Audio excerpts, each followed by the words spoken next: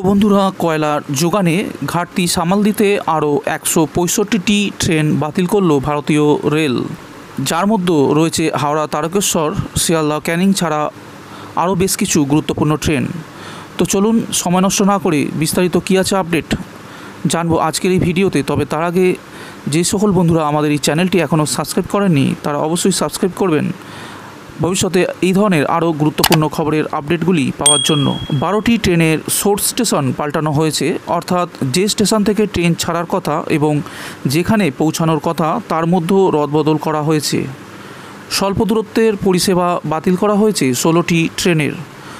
কয়লা ঘাটতি সামাল দেওয়ার পাশাপাশি রক্ষণাবেক্ষণ এবং পরিষেবা সংক্রান্ত খুঁটিনাটি দেখভালের জন্য এই পরিবর্তন বলে জানা গিয়েছে। এর আগেও 20 দিনের জন্য 1100টি ট্রেন বাতিলের সিদ্ধান্ত নেয় ভারতীয় রেল, যাতে শুধুমাত্র মালগাড়ি দিয়ে কয়লা সরবরাহ বাড়ানো যায়। বাতিল হওয়া ট্রেনের তালিকা ছিল 500টি এক্সপ্রেস ট্রেন এবং 580টি সাধারণ যাত্রীবাহী ট্রেন। তার আগে 24শে মে পর্যন্ত 670টি যাত্রীবাহী ট্রেন বাতিল করা হয়। তাতে চরম হয়রানির শিকার হন সাধারণ মানুষ। বিশেষ করে কয়লা উৎপাদনকারী ছত্তিশগড়, উড়িষ্যা, মধ্যপ্রদেশ এবং ঝাড়খণ্ডের মানুষ কার্যত রাজ্যে বন্দী হয়ে যান। শনিবার ফের শতাধিক ট্রেন বাতিল করছে ভারতীয় রেল বলে সূত্রের খবর।